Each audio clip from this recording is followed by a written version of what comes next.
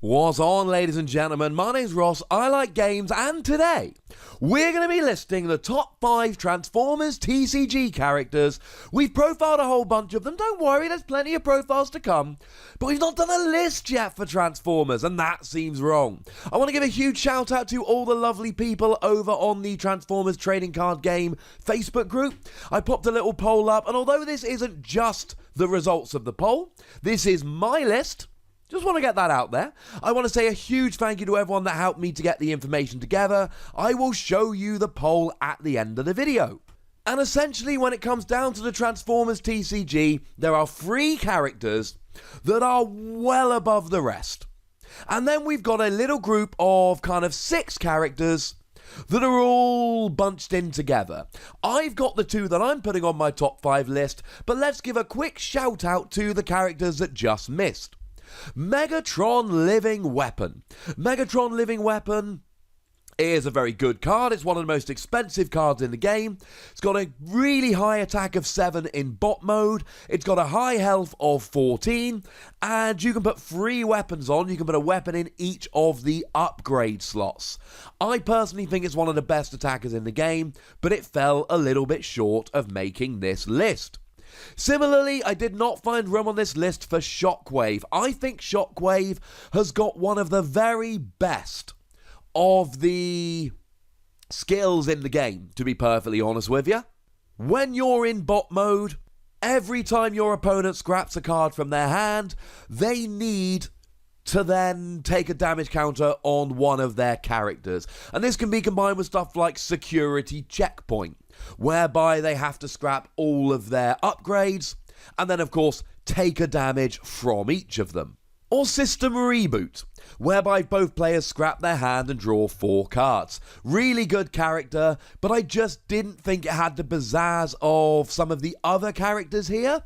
Plus the stats for an 11 cost, not quite good enough. Sorry, Decepticon Shockwave. It's nothing personal. I also left Sludge off this list. I think Sludge is a great character with a phenomenal ability that lets you just move all the damage counters from your other Dinobots onto him when you flip into bot mode here. And I think that's a phenomenal ability, especially when you combine it with something like I Still Function, where you essentially bring it back from the scrap pile with 1 damage counter remaining, 1 health remaining, and then just heal all of your Dinobots before he then runs away again. It only works in a Dinobot deck, and it just doesn't work unless you've got other Dinobots which really come along and make it great. That's why I, in the end, didn't pop it on this list, because as good as a card as it is, it's only good when you combine it with other good Dinobots, and that was enough for me to keep it off this list, though it is great. And probably the hardest one to keep up the list for me is Starscream. The rare one. I mean, the one whose image I just put up on the screen. Air Commander. Bold 2 in bot mode is great, because you flip 2 extra cards when you attack.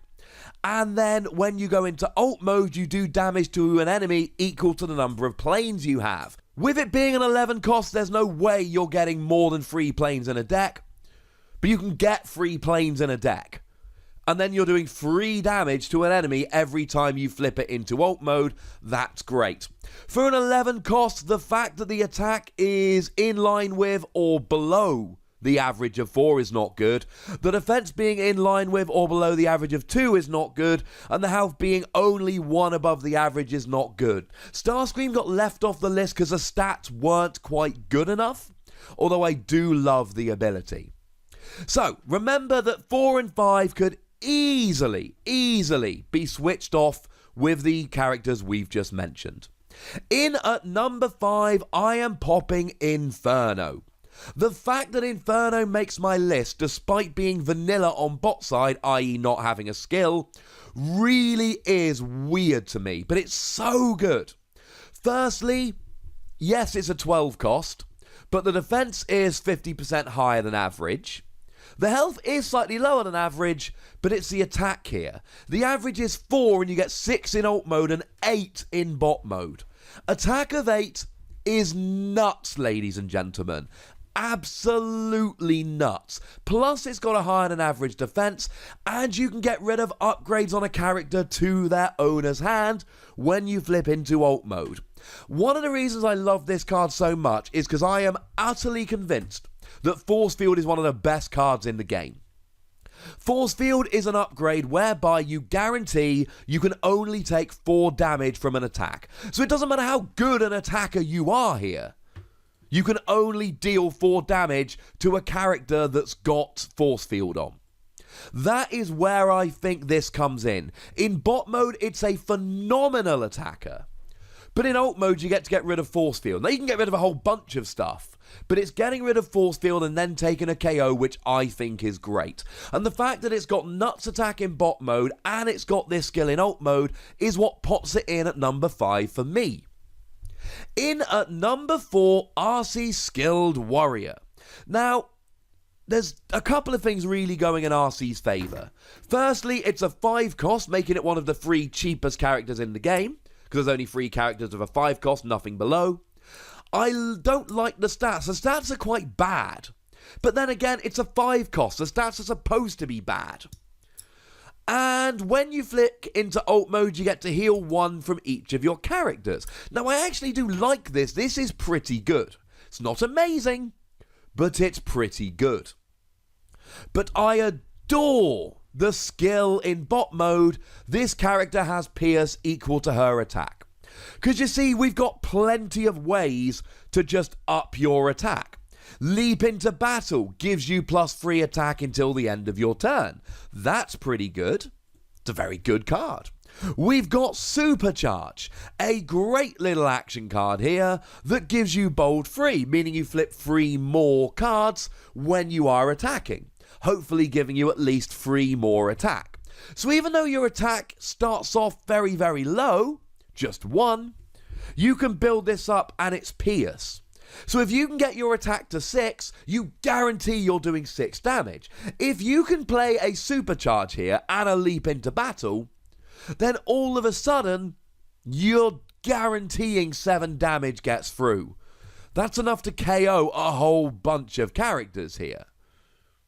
Something like Scrapnel, very good character, goes down. Whoopsie daisy.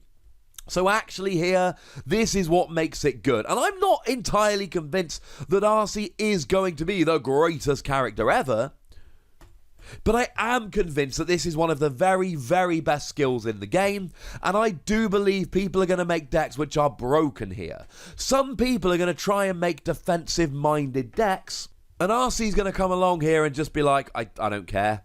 To be perfectly honest with you, I'm going through that. Hey. No, I'm off. Love ARCEE. Now, the poll that I popped over on the old interwebs here really did have a very clear 1, 2, and 3, but I'm going to go against it ever so slightly. In at number 3, Optimus Prime Battlefield Legend. This is an absolutely legendary card. First of all, it is the most expensive card in the game along with Megatron at a cost of 13. But just like Inferno, it's got an attack of 8 in bot mode, which is nuts. It's got a health of 14, which is above the average. And the defense is in line with or slightly better than the average. But it's got 2 nut skills. In bot mode, you flip cards for attack, bearing in mind you've got a high attack, so you'll probably be trying to maximize that. Then you can just play an action you flipped before your opponent defends. So you can be attacking here, flip over a ramming speed, get rid of your opponent's force field, and then do as much damage as you like here. And yes, I know I'm thinking about force field a lot, but I've not made a deck yet that doesn't have free force field in. I think the card's borderline broken. But either way, you can play any number of actions that you like here. Well, you can only play 1, but there's many different options for it. And then as if that wasn't good enough, when you flick into alt mode, you get to take an action from your scrap pile into your hand. And you can use stuff like Brainstorm. And if you make a really action-heavy deck, which I think you should with Optimus Prime, you can just keep grabbing Brainstorm back, playing 2 actions a turn, then using the bot mode to play a 3rd action. And that's if you're not playing stuff like Autobot Mirage that will let you play a 4th action. Action cards are great. This is a single card that can legitimately, regularly let you play 3 actions just by itself. I think it's phenomenal. But I'm popping Nemesis Prime up to number 2, going against the poll. I apologise. And the poll was super clear, right? The poll had Optimus 2, Nemesis 3. I think Nemesis could be the very, very best character in the game. I think it's over the top good. The health of 16 is second only to Cosmos. Cosmos is a card that I absolutely adore. But the poll was very clear. You guys don't think he's anywhere near as good as I do. I'm going to respect the poll here. Nemesis Prime has a great attack, a great health. When you flip to alt mode, your opponent has to take 2 damage to one of their characters, which is great. And when you reshuffle your scrap pile into your deck, you put 1 card from the bottom of your scrap pile under it, and then he gets +3 attack. I think you can build super fast decks using things like bold, flip extra cards when you attack, tough, flick extra cards when you defend, white icons, which let you just flip an extra 2 cards when you hit one the first time, when you're attacking or defending, and even just using stuff like System Reboot to just run through your deck. I think people are going to build Nemesis Prime decks whereby you're drawing through your deck 3, 4, 5 times a game and sitting there with an attack of over 20. I think it's a ridiculous card. We're not looking ahead into future sets here, but if I could just for a moment, I am fairly convinced at some point a card is going to be made that speeds up the game a little bit, which is going to just break Nemesis Prime, and something's going to have to be done about that. I think this skill is ridiculous, and the fact that it doesn't really need other partners makes me think it can be put into basically any deck you like. I am convinced Nemesis Prime is ridiculous. Plus, you know, Cargo Trailer's not a bad card to put on a truck. Also, right, 2 and 3 both being trucks, go truck deck. But in at number 1, I would have put Nemesis Prime at number 1, but the poll was so overwhelmingly in favour of Grimlock. I'm putting Grimlock in at number 1. So I know I ignored you to put Nemesis up to 2nd, but I listened to you to put Grimlock at number 1. So, you know, not completely evil. Grimlock is nuts. Grimlock has the potential to be over the top good. Now, the stats are not actually that encouraging. 10 cost is 2 above average. Health is average. Defense is average. And the attack is average in alt mode and 2 above in bot mode. Okay. Not loving this so far, ladies and gentlemen. But it's the skills on Grimlock that just make it great. When you flip to alt mode, one of your Dinobots gets bold 3 until the end of the turn. Bold 3 is great. Bold 3 is the most that you can do with an action card. You can use Supercharge to get bold 3. There's no action card that gives you more than this. But let's not forget that Dinobots can use Dino Chomp, which gives you bold 5. Oh, actually, now you're giving them bold 8 using Dino Chomp and Grimlock. And part of what makes Grimlock so good is that it's a Dinobot. It can use Dinobot Sludge to go and move all the damage off. And of course, you can use I Still Function to potentially do that multiple times in a game. You can use Dino Chomp to give yourself extra bold. You can use Dinobot Snarl to refill your hand after using Dino Chomp. The fact that you're a Dinobot here really helps Dinobot have some of the best support in the game. But what puts Grimlock up at number 1 here, very simply, is the bot mode skill. When you do more than enough damage to KO an enemy, your opponent chooses one of their other characters and puts the other damage on it.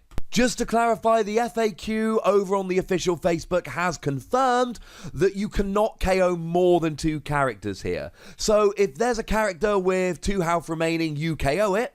There's 4 more damage. Your opponent can choose a character with 1 health remaining. It takes all 4 damage, but then that other 3 damage essentially gets lost to the ether. Let's be clear, there's no other character at the moment that can double KO. That is what makes Grimlock amazing. Yes, there's plenty of characters that have got skill that drop damage, etc., but I mean just do the damage and move it to another. This is unique, and it's enough to put Grimlock in at number 1. Here is the poll, the results over on the Facebook group. Once again, huge, very sincere thank you to everyone that voted and helped me out. It was really, really kind of all of you that took the time to do that, so thank you very much for doing so. Honestly, I know I went against you putting Nemesis Prime second. I don't feel too bad about that.